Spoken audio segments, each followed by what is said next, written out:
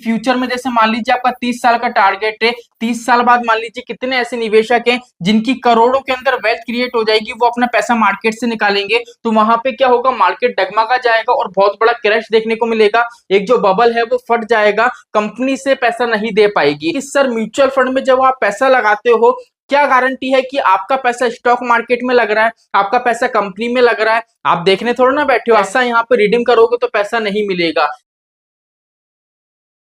नमस्कार दोस्तों, जय श्री श्याम। अगर मैं बात करूं कल की, तो कल मैंने YouTube पे एक वीडियो देखी थी। जब मैं उस वीडियो पे गया तो मैंने वो कंप्लीट वीडियो वॉच करी, तो वहां पे साफ साफ ये बोला गया था कि इंडिया के अगर सबसे बड़े स्कैम की बात करें तो म्यूचुअल फंड इंडिया का सबसे बड़ा स्कैम है। यहाँ पे बबल है वो धीरे धीरे क्रिएट हो रहा है और आने वाले टाइम में वो बबल्स इतना बड़ा हो जाएगा कि वो फूट जाएगा। देन वहां पे मैंने जितने भी कमेंट्स है सारे कमेंट पढ़े, तो वहां पे कम से कम 80% कमेंट ऐसे थे जो उस चैनल पे भर भर के गालियां दे रहे थे, और 20% ऐसे कमेंट थे जो बिल्कुल डरे हुए थे, जिनके ये था कि सर अब हम हमारा पैसा म्यूचुअल फंड से निकाल लेंगे, सच में हमको लग रहा है म्यूचुअल फंड एक स्कैम है। तो आज की वीडियो में बिल्कुल आपको क्लियर कर दूंगा कि म्यूचुअल फंड बिल्कुल भी स्कैम नहीं है। वीडियो के स्टार्टिंग में ही मैंने आपको बता दिया है, एंड कंप्लीट आपको बिल्कुल प्रैक्टिकली बात करेंगे कि अगर आप पैसा निवेश करते हो तो आपका पैसा किस तरीके से यहाँ पे निवेश करा जाता है। अगर हम बात करें उस वीडियो की, जो वीडियो मैंने पर्टिकुलर वॉच करी थी,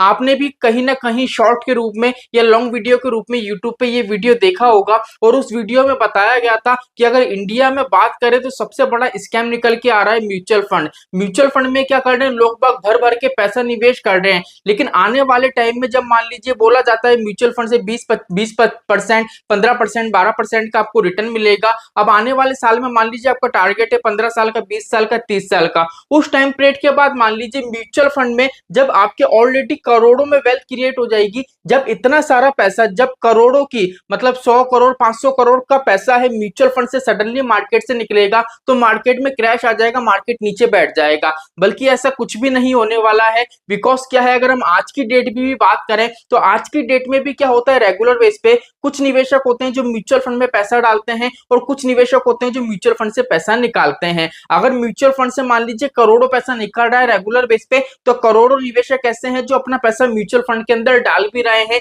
इसलिए आप देखोगे तो आपने वहां पे कैश होल्डिंग वगैरह सारी चीज देखी होगी, लेकिन बिल्कुल प्रैक्टिकली आज की वीडियो में हम बात करेंगे। ठीक है, तो पहली चीज तो ये जो सर का ये कंसेप्ट था, उन्होंने जो बताया था कि फ्यूचर में जैसे मान लीजिए आपका 30 साल का टारगेट है, 30 साल बाद मान लीजिए कितने ऐसे निवेशक हैं जिनकी करोड़ों के अंदर वेल्थ क्रिएट हो जाएगी, वो अपना पैसा मार्केट से निकालेंगे। तो वहां पे क्या होगा, मार्केट डगमगा जाएगा और बहुत बड़ा क्रैश देखने को मिलेगा। एक जो बबल है वो फट जाएगा, कंपनी से पैसा नहीं दे पाएगी। तो पहली चीज तो देखो ये है, अगर आप वॉच करो, अगर आपने मेरे चैनल को फॉलो कर रखा है तो आपने देखा होगा हर मंथ में एक वीडियो बनाता हूं, उसमें आपको बताता हूं म्यूचुअल फंड में कितना पैसा जमा हुआ और म्यूचुअल फंड से कितना पैसा निकला। अगर उन दोनों ही आंकड़ों को देखोगे ना, तो म्यूचुअल फंड से अगर देखो जैसे मान लो 10 करोड़ पैसा निकल भी रहा है ना, तो 10 करोड़ से ज्यादा पैसा लोग बाग निवेश भी कर रहे हैं। इसलिए यहाँ पे क्या है, बैलेंस बना हुआ रहता है। ठीक है, अब बात निकल के ये आती है कि सर म्यूचुअल फंड में जब आप पैसा लगाते हो, क्या गारंटी है कि आपका पैसा स्टॉक मार्केट में लग रहा है, आपका पैसा कंपनी में लग रहा है?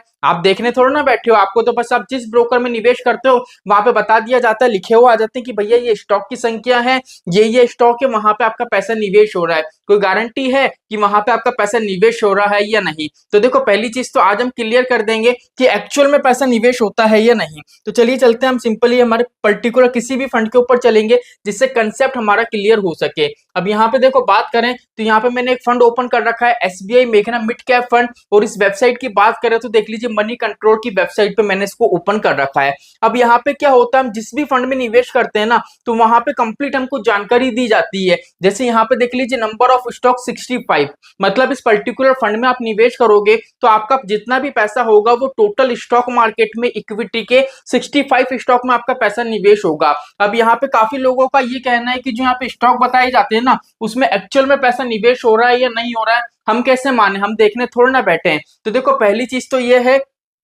चलिए यहाँ पे देखो पहली चीज तो आपको सारी चीजें मिल जाएंगी। यहाँ पे देख लीजिए होल्डिंग के लार्ज कैप में कितने स्टॉक है, मिड कैप में कितने स्टॉक है, स्मॉल कैप में कितने स्टॉक है। चलिए इस पेज को भी हम छोड़ते हैं, हमारे चलते हैं नेक्स्ट पेज पे जहां पे बात करेंगे कंपनीज की। देख लीजिए एसबीआई मेघना मिड कैप फंड आ गया। चलिए अब यहाँ पे देख लीजिए जितने भी आपको मैंने 65 स्टॉक बताए थे उनकी यहाँ पे आपको लिस्ट मिल जाएगी। जैसे देख लीजिए सुंदरम फाइनेंस आ गया, आपका वोल्टास आ गया, ठीक है। यहाँ पे बहुत सारी कंपनी आपको मिलेंगी। अब मुझे एक चीज बताओ, यहाँ पे वोल्टास लिमिटेड लिखा हुआ है, अगर मान लीजिए पर्टिकुलर वोल्टास कंपनी में अगर आपका पैसा नहीं निवेश हो रहा है तो वोल्टास कंपनी का यहाँ पे नाम लिखा हुआ है, तो क्या वोल्टास कंपनी केस नहीं कर सकती? वो केस करेगी भैया एसबीआई की एएमसी पे कि भैया हमारे पास तो कोई पैसा आ ही नहीं रहा है, हमारे स्टॉक में तो आप पैसा निवेश ही नहीं कर रहे हो, तो आपने मेरा नाम यहाँ पे क्यों लिखा हुआ है? और यहाँ पे ये चीज देखो, एक स्टॉक का नाम नहीं है, जो 65 स्टॉक बताए गए हैं 65 स्टॉक का नाम है। अब मान लो अगर ये एक्चुअल में स्कैम होता तो 65 में से अगर हम हद से हद माने 10% माने, अगर 10% में नहीं तो चलो हम मान लेते 2-3 मान लेते हैं, जैसे मान लेते हैं हम सुंदरम फाइनेंस मान लेते हैं, वोल्टास मान लेते हैं, और आगे बढ़ते हैं, बड़े बड़े नाम ले लेते हैं। चलो जिससे एचडीएफसी बैंक आ गया, जो बड़ी बड़ी ब्रांड है, ये तो केस कर सकती थी ना एसबीआई, मेघना, मिड कैप, एएमसी के ऊपर। वो कर सकती थी कि भैया आपने तो पैसा निवेश ही नहीं करा है हमारे स्टॉक में, तो आपने नाम क्यों लिखा है? एक नाम ऐसे नहीं लिख सकते।